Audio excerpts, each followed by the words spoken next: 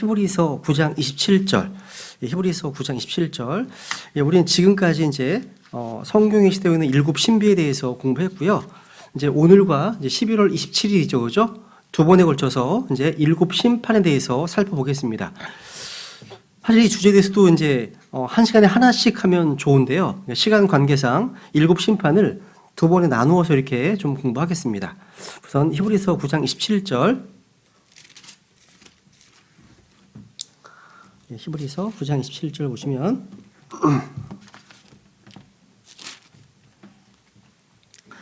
한 번 죽는 것은 사람들에게 정해진 것이요 이것 뒤에는 심판이 있나니. 보통 이제 생자 필멸 또 초로 인생 이런 말이 있습니다. 뭐 사람은 반드시 죽는다. 우리 인생은 풀리면서 이슬과 같은 인생이다. 이런 말입니다. 이런 얘기를 하면 사람들은 뭐 공감을 하고 잘 받아들입니다. 그런데 죽음 이후에 하나님의 심판이 있다는 것을 아는 사람은 정말 적습니다. 극히 적어요. 사실 죽음보다 더 무서운 것은 하나님의 심판입니다. 심판이죠, 그죠? 성경은 한 번 죽은 것은 정해져 있다. 끝이 아니다. 이것 뒤에는 심판이 있다. 말씀하십니다. 그러니까 사람이 죽는 것은요, 죄의 싹시입니다. 죄가 완료되면 사망을 낳습니다.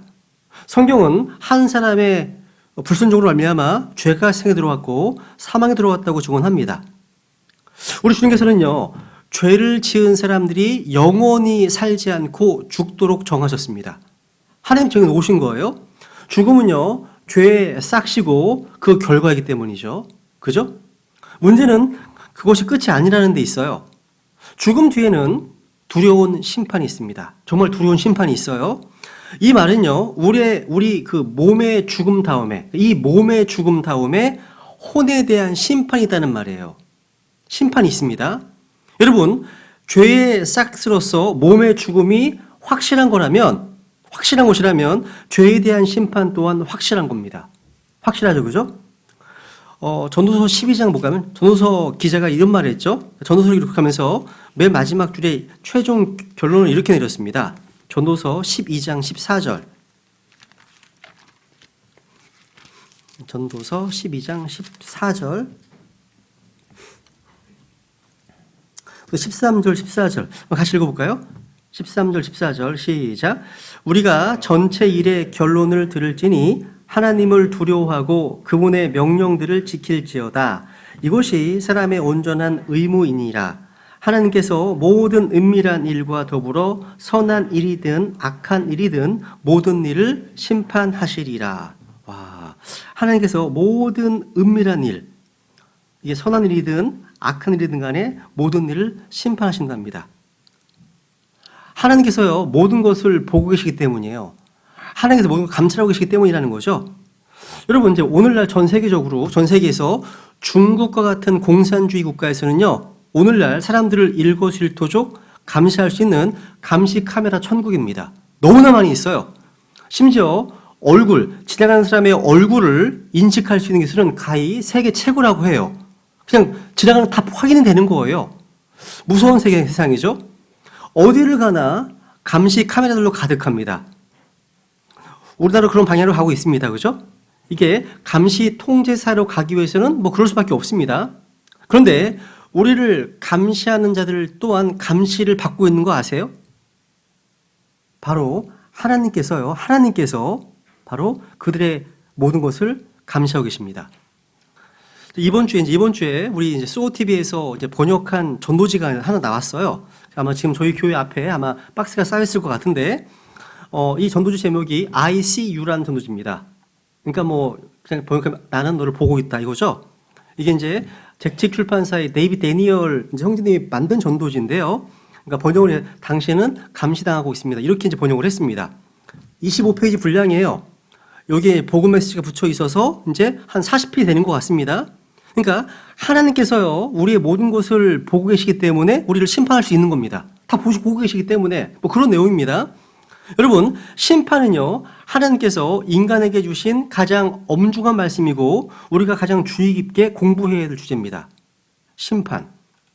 여러분, 모든 사람이요, 하나님에 대해서 알고 있어야 될 최소한 세 가지 면이 있는데, 그게 뭐냐? 첫 번째, 주님께서는 온 세상을 지으신 창조주 하나님이시다라는 사실입니다. 그러니까 하나님께서는요, 창조하셨기 때문에 하나님이 온 세상의 주인이시고 모든 것을 자기 마음대로 행할 수 있는 합법적인 권한이 있으십니다. 창조주시니까, 만든 메이커시니까 당연하죠, 그죠? 두 번째로 우리 주님께서는요, 구원자 하나님이십니다. 구원자. 하나님은 죄와 불법 때문에 멸망할 수밖에 없는 인간들을 구원하시는 세이비어, 구원자십니다. 우리는 구원받아야 될 존재들이죠. 세 번째, 주님께서는요, 심판하시는 심판자이십니다. 중요합니다. 하나님은요, 자신이 창조하신 세상, 자신이 창조한 모든 것을 심판하십니다. 이 심판이 없다면, 하나님의 두려운 심판이 없다면 주님은 구원하실 필요도 없었을 겁니다. 무슨 말이에요? 심판이 전제되지 않은 구원은 참된 구원이 아니에요. 그러니까 심판이 있기 때문에 하나님은 구원자가 되셔서 구원을 베푸신 겁니다. 여러분, 저와 여러분은요, 모두가 다 구원자 예수 그리스도를 만나서 구원을 받았습니다. 그죠? From what? 무엇으로부터요? 바로 하나님의 구원은요, 하나님의 심판으로부터 우리를 건져내신 겁니다. 그 구원이에요. 그러니까 심판이 없는 구원은 구원이 아닙니다. 왜? 이 심판은요, 실로 두렵고 무섭습니다. 그래서 두 절 읽고 넘어갈까요? 시편 119편 보세요. 시편 119편 120절. 다윗도 얘기합니다. 다윗 스스로도 주의 심판을 무섭다고 표현합니다. 시편 119편 120절. 시편 119편 120절. 주를 두려워함으로 내 육체가 떨며 내가 주의 심판들을 무서워하나이다. 그러니까 다윗이 고백하는 겁니다. 내가 주의 심판들을 무서워하나이다 고백합니다. 왜? 하나님의 심판은 진짜 무섭습니다. 또 히브리서 10장 31절 보세요. 히브리서 10장 31절. 히브리서 10장 31절만 보시면요. 살아계신 하나님의 손 안으로 떨어지는 것은 두려운 일이로다. 두렵습니다. 그러니까 히브리서 역시 마찬가지죠. 여러분, 이런 두려움, 주님을 두려워하고 하나님의 심판을 무서워하는 사람, 정상적인 그리스도인입니다. 이런 두려움이 있을 때 죄악을 멀리하게 되거든요. 하나님을 두려워하기 때문에 죄를 끊어내는 겁니다. 근데 하나님에 대한 두려움이 상실돼 버리면 그냥 막무가내 죄를 질 수 있습니다. 주님을 두려워하라. 성경에 굉장히 많이 나옵니다. 이게 지혜의 시작이거든요. 지식의 시작입니다. 그렇죠? 이런 두려움이 필요하다는 거죠. 여러분, 우리가 구원받은 성도라면 먼저 심판자가 누구이신지 마음에 새겨야 됩니다. 저는 오늘날 법정 소송을 할 때 재판에 임하는 원고와 피고 측에서 이 사건을 맡게 될 판사가 누구인지 관심 갖는 거 보게 됩니다. 양쪽 변호사들이요, 판사가 누군지를 굉장히 유심 있게 봅니다. 이 판사가 내린 판결, 과거의 판결도 유심히 보게 됩니다. 이 사람이 보수적인 사람인지 진보적인 사람인지 이 성향을 파악해서 변론을 준비해야 되기 때문이라는 거죠. 당연합니다. 그죠? 그러니까 그런 판례들을 통해서 미리 준비하는 겁니다. 이게 중요하다는 거죠. 마찬가지입니다. 우리 구원받은 성도들 역시 마찬가지예요. 자신을 판단할 재판관이 누구신지, 이분이 어떻게 판결을 내리시는지, 과거에 어떤 판단, 심판을 하셨는지 살피는 것은 정말 중요하다는 거죠. 이런 면에서 7 심판이 되게 중요한 거예요. 중요한 주제입니다. 여러분, 우리의 재판관, 우리의 판사 누구십니까? 바로 주 하나님이십니다. 주님께서는요, 온 땅의 심판자로서 모든 것을 심판하시는 심판자세요.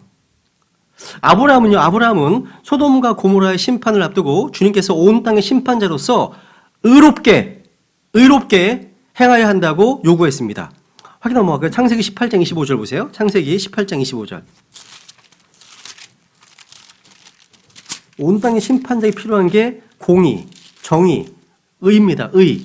정말 중요하죠. 이게 무너지면 다 무너지는 거예요. 질서가 무너지는 겁니다. 창세기 18장 25절.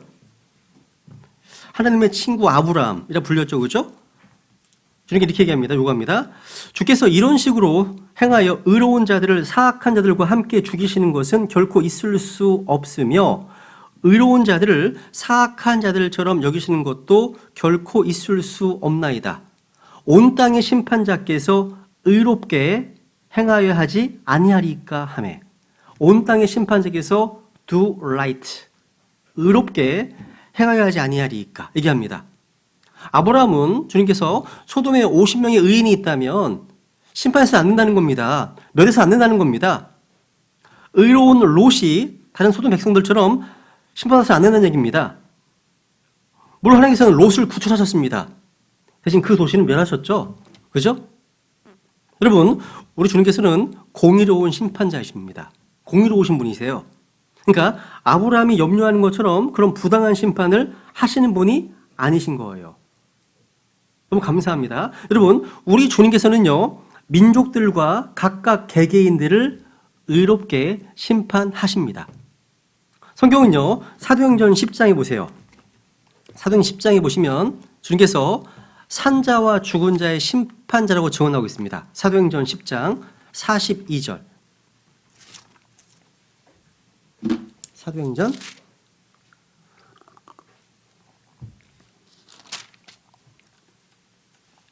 10장 42절 보시면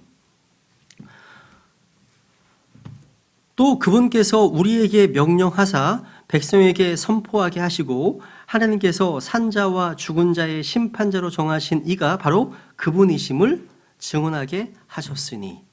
와, 여러분, 주님께서 산자와 죽은 자의 심판자이십니다. 여러분, 그렇다면 심판자 주님께서는 어떻게 심판하실까요? 주님께서는요, 이 성경이라고 하는 이 한 권의 법을 기준으로 심판하십니다. 이게 기준이에요. 여러분, 심판을 준비할 수가 있습니다. 이 기준을 갖고 있다면. 그죠? 이 기준입니다. 주님께서 바로 이 법을 제정하시고 이 법을 주신 수요자이시기 때문입니다. 주님이 주셨잖아요. 이사야서 볼까요? 이사야서 33장도 보세요. 이사야서 33장 22절. 이사야서 33장 22절. 주께서는 우리의 심판자시여, our judge, 심판자시여, 주께서는 우리에게 법을 주시는 이시여, 주께서는 우리의 왕이시니 그분께서 우리를 구원하시리로다. 되어 있네요. 다 나옵니다. 그러니까 심판자께서 로기버, 법을 주시는 분이십니다. 입법자십니다. 심판자이시고 입법자이십니다. 그러니까 즉 우리 하나님께서는요, 오늘날로 말하면 심판자시기 때문에 사법부의 짱, 사법부의 수장이십니다. 또 법을 주시는 분이십니다. 입법부의 짱이십니다. 그죠? 그리고 왕으로서 행정부의 수장이라고 할 수 있어요. 입법부, 사법부, 행정부의 최고 하나님이십니다. 근데 우리 주님께서요, 로기법, 법을 주셨죠? 그 법을 주신 것은요, 심판의 근거를 마련하신 거예요. 심판의 근거를요. 여러분, 오늘날 자유민주주의 국가, 3권 분립이 되어 있는 자유민주주의 국가는요, 입법부가 있고 사법부가 있고 행정부가 있어서 입법부인 국회에서 법을 제정하잖아요. 그러면 사법부에서 그 법을 가지고 재판을 해요. 그리고 사법부에서 내린 판결을 행정부인 법무부에서 심판을 집행하거든요. 이게 구분되어 있습니다. 그런데 왕정 국가에서는요, 입법, 사법, 행정의 모든 기능이 왕에게 집중되어 있습니다. 성경은 이런 하나님의 왕 시스템을 가리키고 있잖아요. 그렇죠? 입법자고 심판자 되시는 거죠. 그렇죠? 여러분, 하나님께서는 우리에게 법을 주신 분이시기 때문에 우리를 심판할 수 있습니다. 여러분, 어떤 가정이든 국가든 간에 모든 국가는요, 그 질서, 기강이요, 이런 판결, 심판이 얼마나 공의롭게 집행되는가에 달려 있습니다. 이 정말 중요한 거예요. 이게 무너져 버리면요, 다 무너지는 거예요. 무너지는 겁니다. 그러니까 법이 공의롭고 정의롭게 제대로 집행되지 않으면 뭔가 저항을 받게 되고 그리고 악을 행하는 사람들이 더욱 넘치게 됩니다. 그런데 우리 주님께서는요, 공의롭게 법을 적용하시고 심판하실 것입니다. 너무 감사한 거죠, 그죠? 최종 권위가 있잖아요, 최종 권위가. 그죠? 여러분, 이 심판, 이 판단, 이 영어로요, judgment입니다. 동일한 어휘예요. 그러니까 심판으로 번역할 수도 있고 판단 다 가능합니다. 그러니까 여러분 꼭 기억하세요. 주님께서 심판자, 판단자라는 사실은요, 우리 성도들의 삶을 늘 경건하고 거룩하고 순결하고 의롭게 살도록 하는 강력한 동기를 부여해 주는 거예요. 하나님이 심판자시기 때문에 두려워야 돼요. 하나님의 심판은요, 이게 우리 인간의 어떤 그런 게 안 통합니다. 하나님은 정확하게 법에 근거해서 판결하실 겁니다. 그죠? 그러니까 우리는요, 심판의 하나님을 한번 생각할 때마다 하나님을 두려워하게 되고 공경하는 마음으로 주님을 섬기게 되는 겁니다. 왜 그렇습니까? 심판자 하나님께서는요, 자기의 기분에 따라서, 자기의 감정에 따라서 즉흥적으로 심판하신 게 아니에요. 기록된 대로, 기록된 말씀대로 우리가 생각하고 말하고 행한 모든 일에 따라서 심판하시는 겁니다.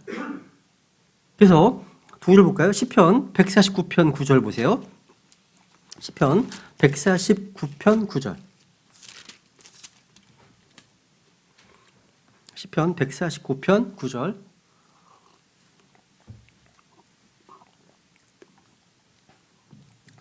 기록된 심판을 그들에게 집행하게 하려 함이로다. 이런 존귀가 그분의 모든 성도에게 있도다. 너희는 주를 찬양하라. 기록된 심판을 집행하게 한다 말씀하고 있네요. 그러니까 하나님의 심판은 철저히 성경에 기록된 그대로 집행되는 거예요. 그래서 하나님의 심판은 참되고 의롭습니다. 요한계시록 16장도 볼까요? 요한계시록 16장 7절. 요한계시록 16장 7절. 또 내가 들으니 제단에서 또 다른 소리가 나서 이르되 과연 그러하옵나이다. 주 하나님 전능자여. 그 다음 주의 심판들은 판결들은 참되고 의로우니이다 하더라. 그러니까 하나님의 심판은 참되고 의롭습니다. 참되고 의롭습니다. 그럼 우리가요, 성경에 시되어 있는 이 심판을 공부하게 되면 우리 크리스찬들이요, 이 악하고 음란한 세대에서 이 세상을 의롭고 거룩하게 살게 해줄 겁니다. 성경은요, 여러 가지 심판에 대해서 말씀하고 있습니다. 물론 이 심판이요, 다 우리에게 적용되는 것은 아니에요. 성경은 대상에 따라서 여러 가지 심판이 있습니다. 오늘 이제 보통 공부하게 될 이 7심판, 이 가운데서 그리스도인과 관련된 심판이 3가지입니다. 그걸 오늘 할 겁니다. 그리고 다음 주에는 우리와 관련되지 않은 심판을 살펴볼 겁니다. 그래서 우선 첫 번째가 뭐냐면, 하나씩 이제, 오늘은 그냥 하나는 우리와 연관되어 있는, 그러니까 우리를 대상으로 하는 심판들 3개를 한번 좀 살펴보려고 합니다. 첫 번째, 보세요. 첫 번째, 예수님이 받으신 죄에 대한 심판입니다. 한마디로 갈보리 심판입니다. 이 심판은요, 온 세상, 온 인류를 대신해서 하나님의 아들이신 예수 그리스도께서 우리의 죄 허물이 대심으로 받은 심판입니다. 그러니까 온 세상의 심판자께서 우리를 위해서, 우리를 대신해서 심판을 받으셨습니다. 야, 주님께서는요, 모든 사람을 위해서 고난을 받고 십자가에 못 박혀 피 흘리고 죽으셨습니다. 여러분, 죄인들 위해 직접 쏟아 부어줘야 될 하나님의 진노와 심판이 거룩하신 하나님의 아들에게 직접 집행되었습니다. 그러니까 육체로 오신 하나님께서 온몸이 채찍으로 찢기시고 머리에는 가시관 쓰시고 양손과 발에는 못이 박히고 옷은 벗겨져 수치를 당하시고 옆구리는 창에 찔려서 물과 피가 쏟아지시고 그런 채 갈보리 언덕에 높이 매달려 있습니다. 그리고 그분의 혼은 지옥에 버려졌습니다. 여러분, 이것은 뭐냐입니까? 죄를 미워하시고 심판하시는 하나님의 공의가 온 세상에 선포된 겁니다. 하나님은 결코 죄를 묵과하지 않으십니다. 죄에는 반드시 거기에 상응하는 심판이 집행된다고 하는 법칙을 보여주신 거예요. 여러분, 갈보리에서 이루어진 이 심판은요, 하나님께서 죄를 알지도 못하신 예수님을 죄가 되게 하셔서 죄인으로서 죄에 대한 심판을 받도록 하신 심판입니다. 고린도후서 5장을 보겠습니다. 고린도후서 5장. 고린도후서 5장 21절.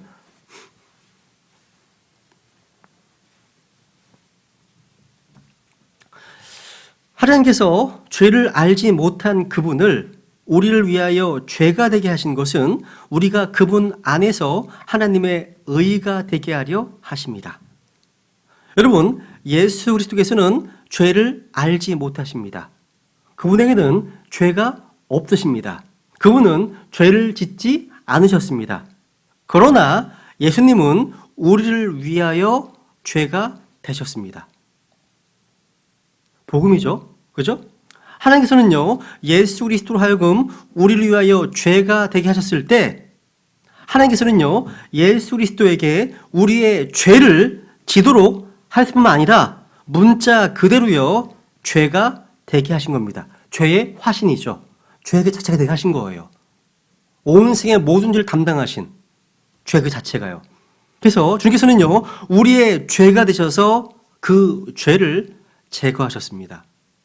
히브리서 9장 26절, 28절 볼게요. 히브리서 9장 26절. 히브리서 이제 9장 26절.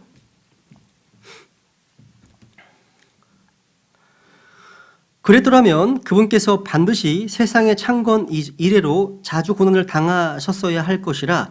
그러나 이제 세상 끝에 그분께서 단 한 번 나타나사 자신을 희생물로 드려 죄를 제거하셨느니라.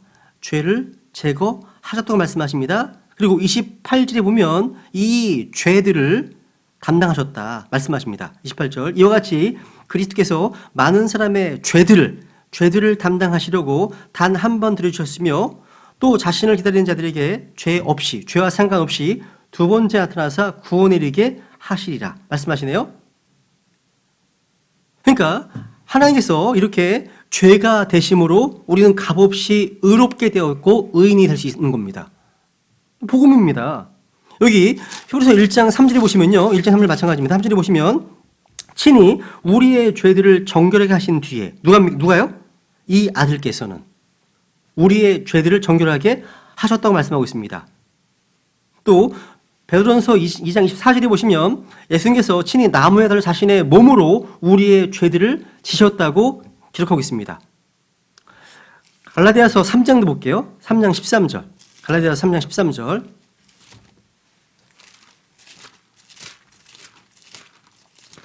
갈라디아서 3장 13절.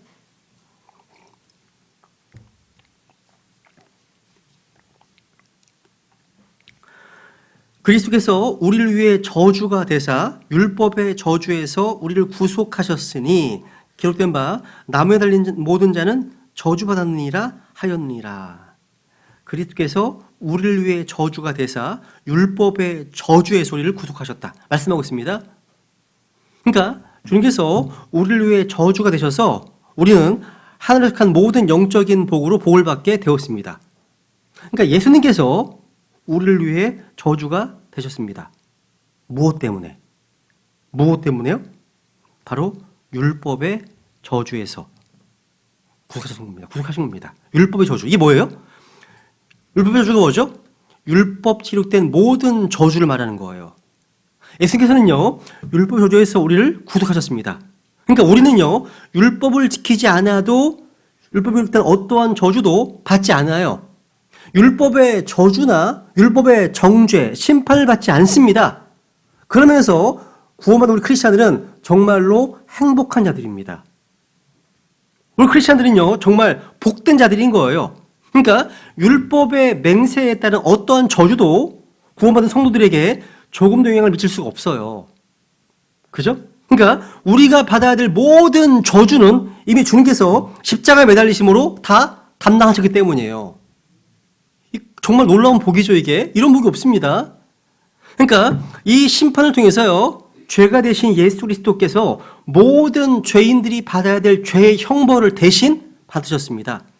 이 심판의 결과 그 예수 그리스도를 자신의 구원자로 믿는 사람들은 누구든지 의롭게 되어서 구원을 받게 되는 거잖아요. 복음이죠. 로마서 4장 4절. 로마서 4장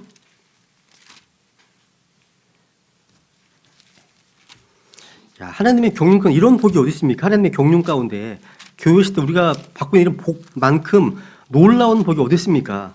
그렇죠? 로마서 4장 4절부터 보시면 이제 일하는 자는 품삯을 은혜로 여기지 아니하고 빚으로 여기거니와 일을 하지 아니할지라도 경건치 아니한 자를 의롭다 하시는 이를 믿는 자에게는 그의 믿음을 의로 여기시느니라. 이것은 또한 다윗이 행위가 없어도 하나님께서 의를 인정하시는 사람의 복된 일을 묘사하여 이르되 자기 불법들을 용서받고 자기 죄들이 가려진 자들은 복이 있으며 주께서 죄를 인정하지 아니하실 사람은 복이 또담과 같으니라. 여러분, 갈보리에서 이루어진 죄에 대한 심판을 믿는 사람들은요, 예수 그리스도 안에서 죄에 대한 심판을 이미 받은 거예요. 이미 그분 안에서요. 그죠? 그러니까 구원받은 성도는요, 오늘 말하면 일사부재리의 원칙이 적용돼서 다시는 죄에 대한 심판을 받지 않아요. 그러니까 더 이상 믿는 성도들에게는요, 죄나 죄들에 대한 심판이 없는 거예요. 그래서 주님께서 우리의 정지를 받으셨고 심판을 받으셨기 때문이라는 거죠. 그래서 여기 8장, 로마서 8장 가보세요. 8장. 로마서 8장 33절, 34절. 33절. 누가 하나님께 선택하신 자들을 무슨 일로 고소하리요? 누가? 또 의롭다 하시는 분은 하나님이시니 누가 정죄하리요?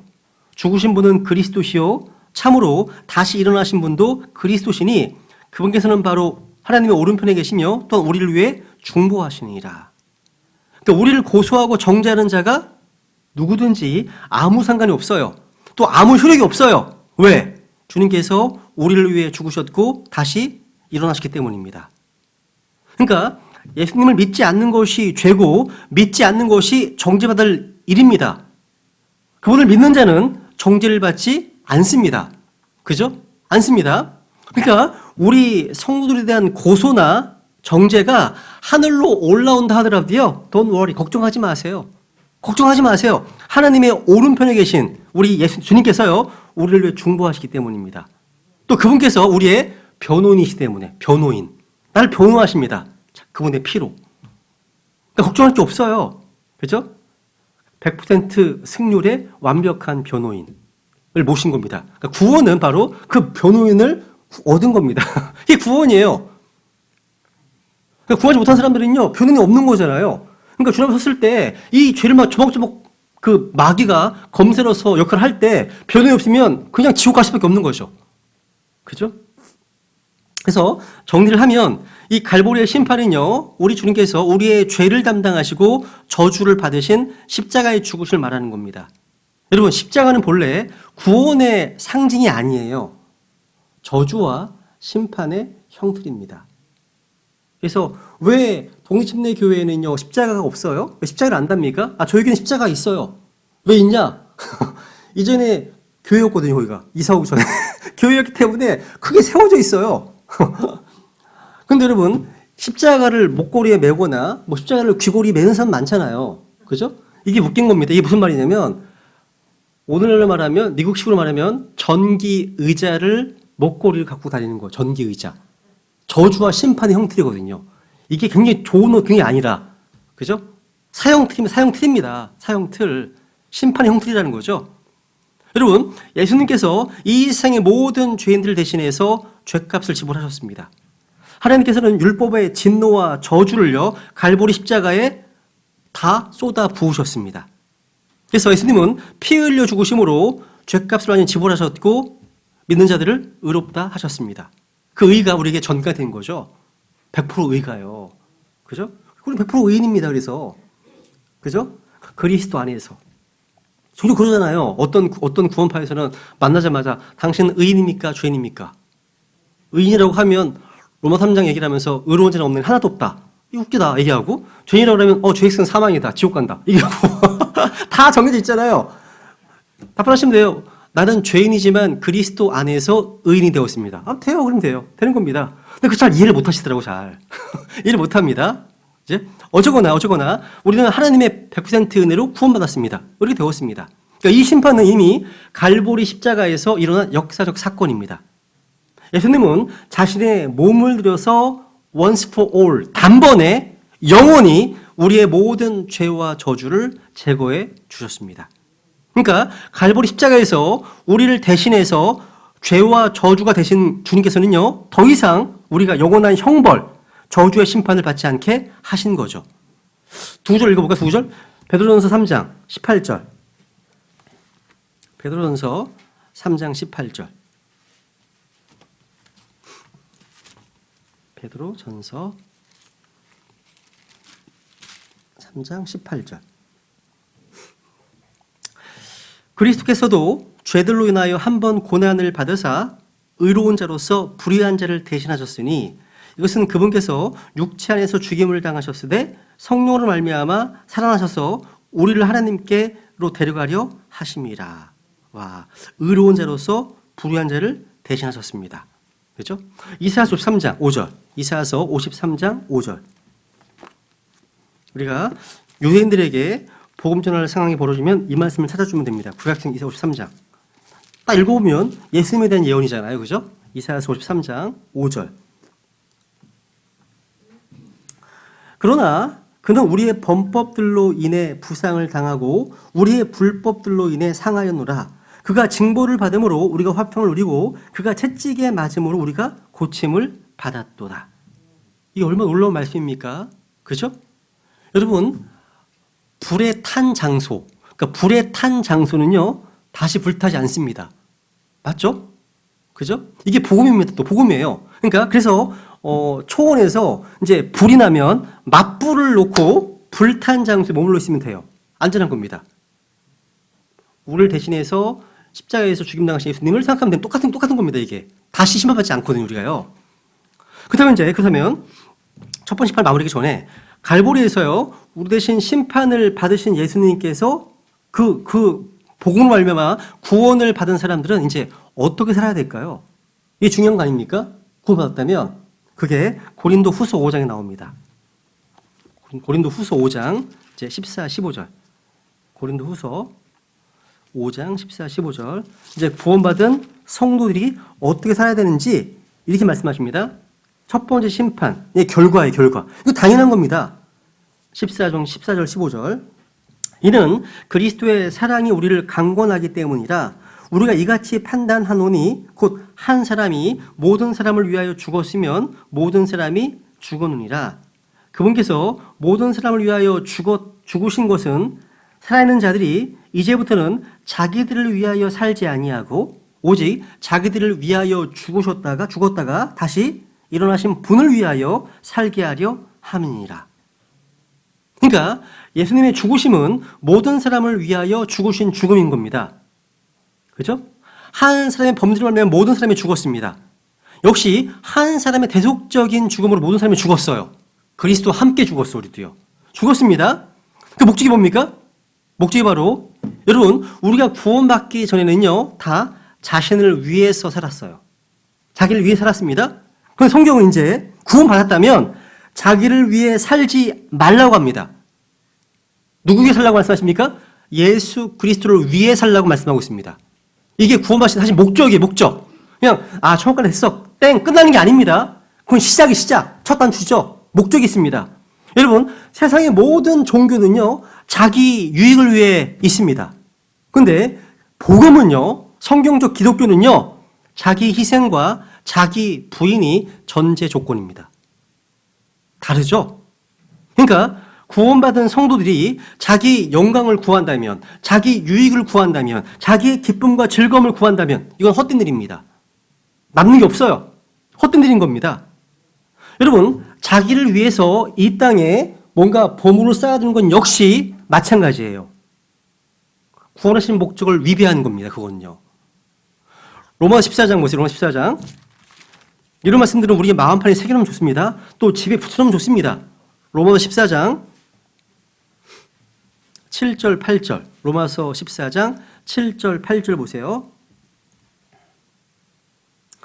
우리 중에 아무도 자기를 위해 살지 아니하고 또 아무도 자기를 위해 죽지 아니하노다.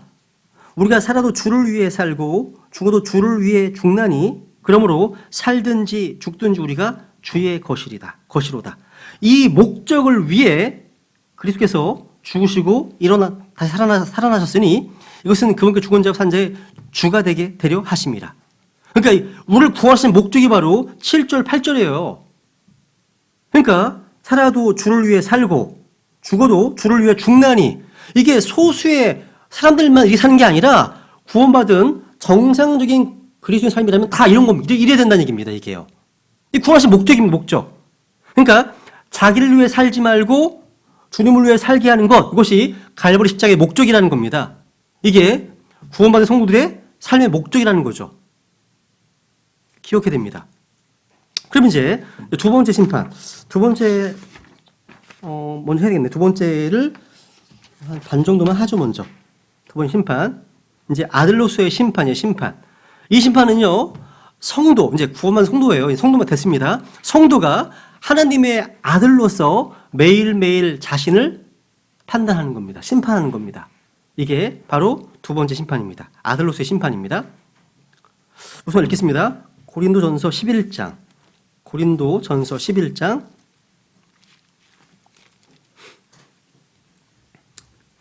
28절부터 보죠. 고린도전서 11장, 이게 주의 만찬에 대한 말씀을 하시잖아요. 그죠? 여기엔 이제 언급되는 건데요.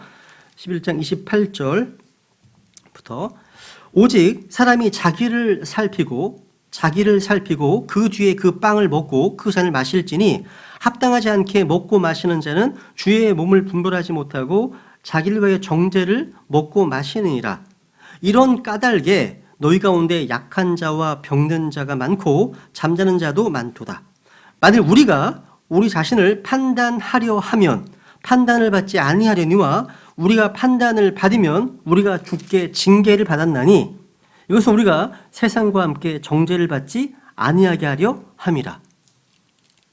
보세요. 31절. 우리가 우리 자신을 판단하려 하면 이것은요.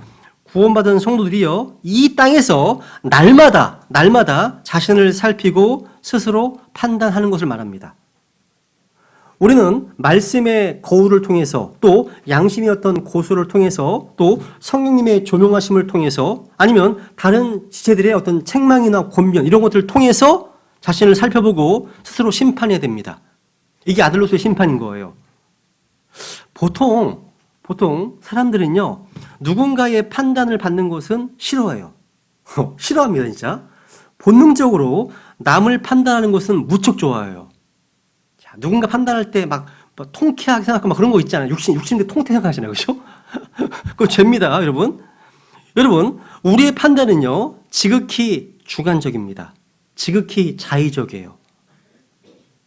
저는 이제 구원받은 이후에 시간이 흐르면 흐를수록요, 누군가에 들리는 소식이 있어. 되게 많습니다. 그런데 판단을 유보할 때가 상당히 많습니다. 왜? 내가 알지 못하는 것이 있기 때문에. 이 땅에서는 너무나 그렇게 많습니다. 전체를 못 봐요, 저는요.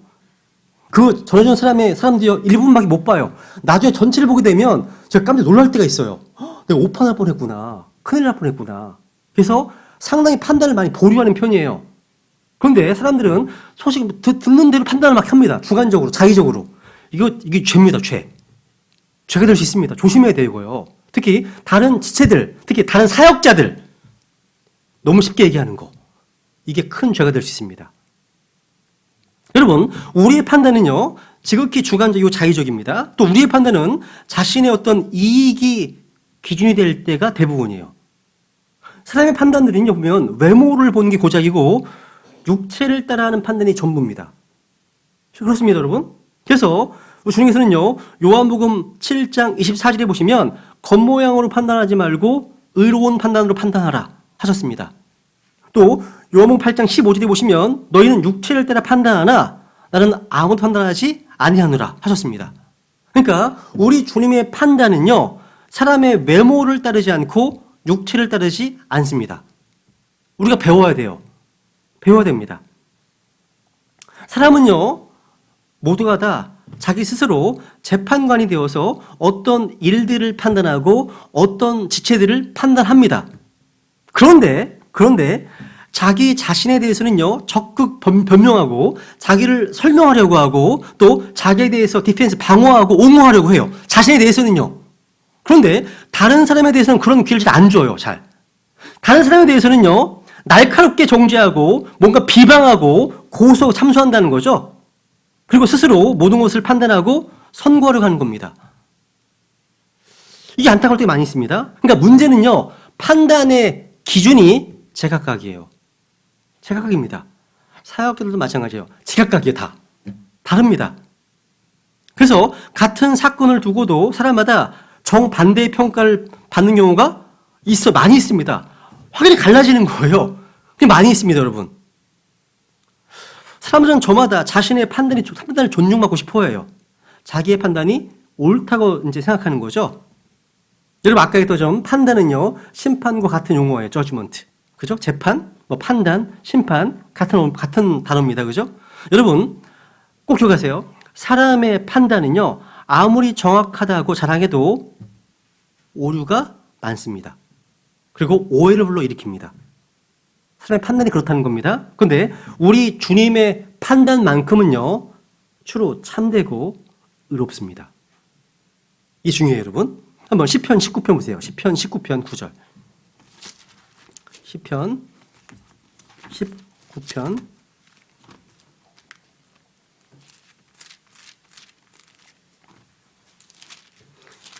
시편 19편. 야, 사람들이 이제 성경을 조금만 배우기 시작하면 성경으로 막 판단하기 시작하잖아요. 그죠? 그죠? 그게 엄청난 오해가 많아요, 진짜. 그리고 많은 시행착오를 겪게 됩니다. 그죠? 그래서 입을 다물고 있으면 좀 좋은데 너무나 많이 나오잖아요. 시편 19편 9절 보시면 주의 두려움은 깨끗하여 영원토록 지속되고 주의 판단들은 진실하고 전적으로 의로우니. 주의 판단들은 진실하고 참됩니다. 또 의롭습니다. 여기 주의 판단은 바로 주님의 말씀들입니다. 우리는 사람을 신뢰하기보다 주님을 신뢰해야 됩니다. 우리는 자신의 판단을 신뢰하기보다 주님의 판단을 신뢰해야 됩니다. 주님의 판단을요. 사람들의 판단은요, 자신을 기준으로 해요. 서로가 서로를 비교해요. 저는요, 소위 오늘날 이 전문가라는 사람들이 이 한 판단이요, 제대로 맞아 떨어지는 것을 본 적이 그리 많지가 않아요. 다 틀립니다. 다 틀려요, 여러분. 그러니까 사람들의 판단이 얼마나 형편없는지는요, 우리가 스스로 잘 알고 있어요. 그러니까 사람들의 판단은요, 환경에 따라서, 상황에 따라서, 시대에 따라서, 또 이해 관계에 따라서 수시로 변하더라고요. 자주 바뀌어요. 바뀝니다. 그런데 주님의 판단들은 그렇지 않습니다. 그리고 신뢰할 수가 있는 거예요. 성경에서 주님의 판단을 표현할 때요, 주님의 판단들은 한번 볼게요. 시편 119편, 119편. 시편 119편 39절. 시편 119편 39절 보시면 주의 판단들은 선하오니 내가 두려워하는 것, 즉 나에 대한 모욕을 쫓아내소서. 그러니까 주의 판단들은 뭡니까? 선합니다. 굿. 주의 판단들은 선합니다. 75절 보시면 75절 오 주여 내가 알거니와 주의 판단들은 뭡니까? 바르우며 주의 판단들은 right, 올바릅니다. 또 137절 보시면요. 137절 보시면 오 주여 주는 의로우시고 주의 판단들은 곧바르며 주의 판단들은 upright, 곧바릅니다. 로마서 11장 33절에 보시면 주의 판단들은요, unsearchable, 헤아릴 수 없습니다. 탐색 불가해요. 말씀하십니다. 그런데 우리 손에 들려있는 이 성경에는 바로 이런 주님의 판단들이 기록되어 있습니다. 이게 시대에 따라서 어떤 문화에 따라서 변하지 않는 그런 판단들입니다. 진리죠, 진리. 그래서 우리는 이 주님의 판단들을 배우고 또 배워야 됩니다. 그래서 여기 모인 거 아닙니까? 그죠? 이거 배우기 위해서. 다윗은요, 여기 10편 샀으니까 앞에 보세요. 72편. 10편. 이런 기도를 했습니다. 우리도 이런 기도를 해야 됩니다. 주님 앞에 이런 기도 해야 됩니다. 10편, 70편, 72편 1절. 오 하나님이여, 주의 판단을 왕에게 주시고 주의 의를 아들에게, 왕의 아들에게 주소서. 다윗의 기도입니다. 주의 판단을 달라고 기도합니다. 이건 우리가 기도해야 될 기도 제목입니다. 제가 올바르게 판단할 수 있도록 주님, 주의 판단을 달라고 기도해야 됩니다. 좋은 기도입니다, 여러분. 그러니까 주의 판단에 따라 판단하면 오류가 없어요. 올바릅니다. 곧바릅니다. 의롭습니다. 정확합니다. 그래서 우리가 주의 판단을 구하고 주의 판단을 사모할 때 다른 그 어떤 누군가가 줄 수 없는 바른 판단을 하게 도우신다는 거죠. 그래서 여기 10편 다시 119편 다시 가보세요. 119편 30절. 10편 119편 30절.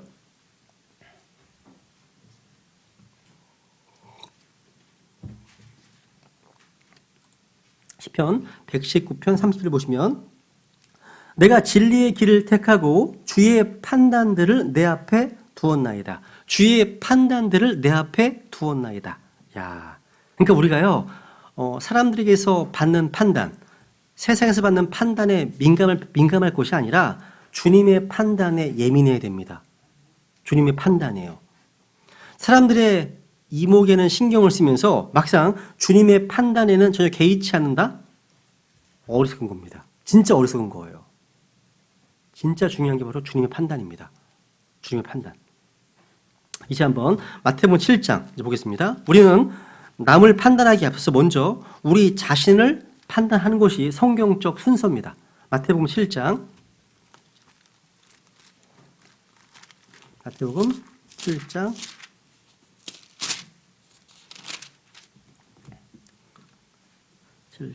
이제 1절, 2절 판단 얘기 하죠. 그죠? 3절. 또 보시면 너는 어찌하여 내 형제의 눈 속에 있는 티는 보면서 네 눈 속에 있는 들보는 깊이 생각하지 못하느냐? 혹은 보라, 네 눈 속에 들보가 있는데 네가 어찌 네 형제에게 이르기를 내가 내 눈에서 티를 빼내게 하려느냐? 너 위선자여, 먼저 네 눈에서 들보를 빼내오라. 그 뒤에야 내가 분명하게 보고 내 형제의 눈에서 티를 빼내리라. 그러니까 자기의 눈 속에 있는 들보를 빼내어야 밝히 볼 수 있다는 얘기죠. 그죠? 그러니까 자신을 돌아보고 자신을 성찰해야 다른 일을 판단할 수 있게 되는 겁니다. 그러니까 우리는 구원받은 하나님의 아들로서 우리 스스로를 먼저 판단해야 됩니다. 그런 사례가요, 성경에 너무나 많습니다. 저기 적어드렸죠. 보세요. 여기 보시면요. 아브라함은요, 주 앞에서 자신을 판단하기를 저는 티끌과 채에 불과한 자라고 판단했습니다. 모세는요, 자신을 판단하기를 입술에 할례받지 못한 자요, 하나님 쓰시기에 적합하지 않은 자다 판단했습니다. 이사야는 자신을 판단하기를요, 입술이 부정한 자요, 화로다, 망하게 되었도다 이렇게 고백했습니다. 욥은요, 내가 내 자신을 몹시 싫어하고 티끌과 재 가운데 회개한다고 자신을 판단했습니다. 신약에 보시면 또 베드로, 오 주여 내게서 떠나소서 나는 죄 많은 사람이니이다라고 자신을 판단했고요. 바울은요, 자신은 비참한 사람입니다 하면서 자기 육신 안에 어떤 선한 것도 거하지 않는다 이렇게 판단했습니다. 그리고 죄인들 가운데 내가 우두머리다 이렇게 판단했습니다. 탕자 마찬가지입니다. 탕자는요, 자신이 더 이상 아버지 아들이라 부를 자격이 없습니다라고 자신을 인정하고 판단했습니다. 여러분, 이들은 다 다른 누군가가 아니에요. 자신을 스스로 판단한 겁니다. 여러분 스스로 이렇게 판단하시면 다른 사람 판단할 수 없게 됩니다. 자신을 정확히 알게 되면 다른 사람 지적할 수 없습니다. 그러니까 하나님의 말씀의 빛 가운데 자신을 보는 게 먼저 필요하다는 거죠. 그죠? 여러분은 이렇게 자신을 판단한 적 있으십니까? 이렇게? 성경을 앞에 두고 자신을 판단해 보시라는 겁니다. 여러분, 아무리 자신을 변호하고 자신을 후하게 판결한다 하더라도요, 우리 모두가 다 십자가에 못 박혀 죽어 마땅한 죄인, 이 사실은요, 아무도 이의를 제기할 수 없을 겁니다. 다 그런 자들입니다. 자신이 비참한 사람이고요. 부정한 물건 같은 사람이고요. 선한 곳이 오면 더러운 죄인이라는 사실. 그렇게 알고 판단했다면 주님 앞에 엎드릴 수밖에 없습니다. 주님 앞에 은혜와 긍휼을 구할 수밖에 없습니다. 주님, 불쌍히 달라고 기도할 수밖에 없습니다. 주님의 은혜가 필요하다고 구할 수밖에 없다는 거죠. 그죠? 그러니까 주님 앞에서 자신을 판단한 사람들은요, 결코 세상과 함께 정죄받지 않습니다. 아까 찾은 말씀 보세요. 고린도전서 11장 보세요. 고린도전서 11장. 잠깐 쉬었다 할까요? 좀 쉬었다가 한 10분 정도 쉬었다가 그러면 하시죠. 10분 정도 쉬었다가 고린도전서 11장 여기부터는요. 한 10분 정도 쉬었다가 하겠습니다. 네.